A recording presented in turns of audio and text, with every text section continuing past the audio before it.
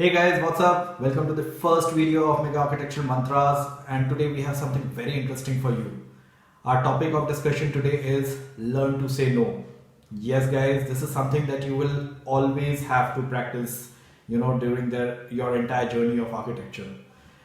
Uh, Learning to say no has got a lot of deep meanings to it, and let us find out in this episode that how we can utilize and where we should say no.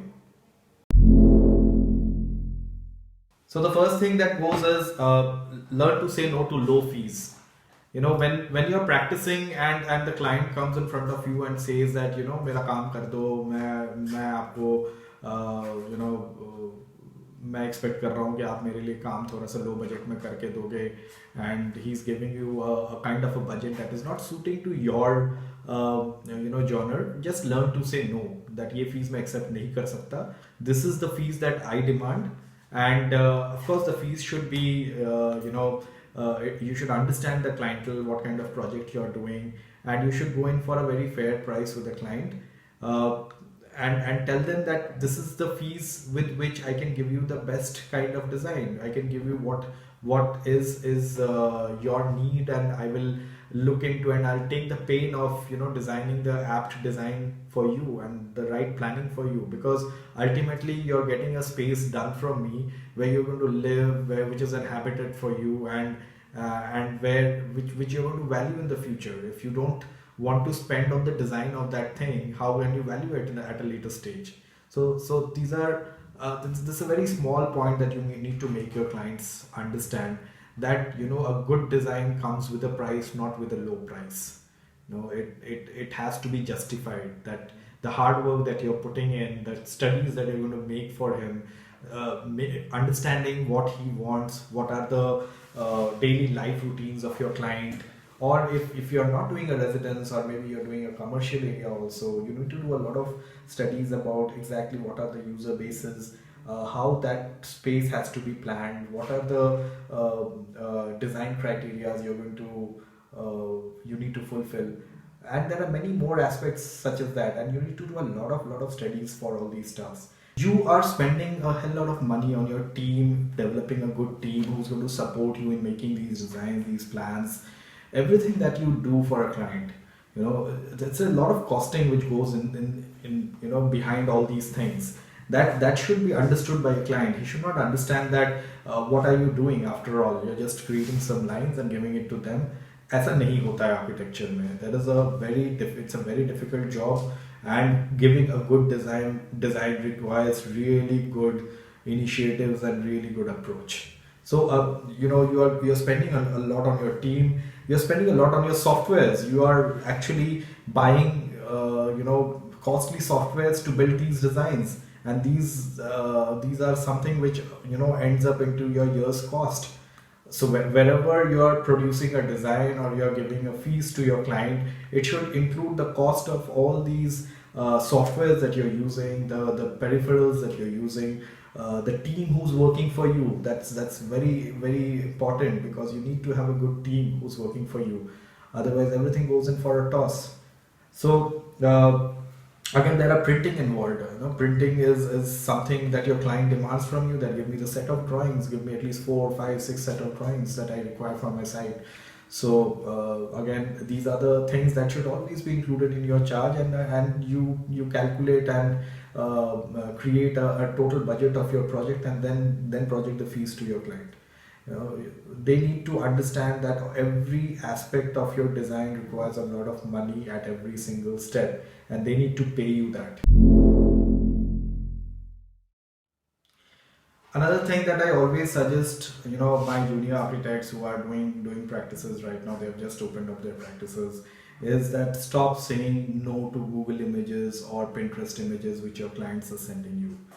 They are not worth the design that you are going to give to them, right? So first of all, whenever you're getting a client, ask them not to become an architect themselves. If they are an architect themselves, why are they coming to you? Or if they are a designer themselves, why are they coming to you? They should first look at your approach, your design, and then start suggesting you with other stuffs. Definitely with images that comes to you from client, you get an approach of the sentiments and the kind of choices that the clients wants you to deliver. But then, of course, the original design should always come from you, and make them understand that I'm going to give you this original design. You don't tell me what to do at present. Try to make them understand that whatever you give them will of course be up to his standards and the reference images that he is showing to you, but they are not going to be the exact design that they are going to give you. Designs के अलग अलग तरीके होते हैं, अलग अलग genres होते हैं, हर आर्किटेक्ट का अपना एक स्टाइल होता है, and you should always maintain your style. Your signature style should always be there with you. Don't follow what your client is giving you. Don't get influenced by whatever. Just because they are paying you money does not mean that you will have to follow whatever they say. You will always have to be strict on the fact that whatever I am giving you is what I mean to give you. If you want to guide on your designs, then I think you have a better person to deal with. A lot of clients come and tell me that Arindam, do this project for me at a lower cost, and I promise to give you another one which I'm very soon coming up with. Don't fall into this trap, let me tell you. Don't compromise on your fee structure or whatever you take from your clients just based on the fact that he's promising you another project at a later time. You don't know if that project is going to work out for him, he's going to start that project or not. But if you're going to compromise on his your fee structure on this project, I'm telling you, you will have to compromise the same on his next project, because if he's having a constraint on the fees that he wants to give to his architect today, he will have the same constraint on giving the fees to his architects at a later date. It will never change. So always stick to your price. Of course, negotiations can always happen, but you should always look into it that your costs are met as per your needs or not. Please don't fall into the trap of clients offering you a project at a later date and he wants you to negotiate his price according to that on the present project. Don't do that. Say no to that. आपको ये video कैसा लगा है हमें ज़रूर बताइए. हम कोशिश करेंगे हमारे अगले वीडियोस इससे भी बेटर हो. हम हर वीडियो को और भी अच्छा करने का कोशिश करेंगे, आपके लिए और भी इंटरेस्टिंग टॉपिक्स लाने का कोशिश करेंगे.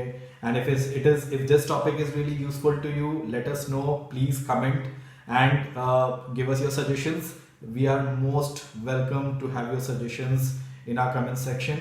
हम इन आपके सुझाव, आपके कमेंट्स पे काम करने का कोशिश करेंगे and we'll try to bring in as many interesting topics as possible for you.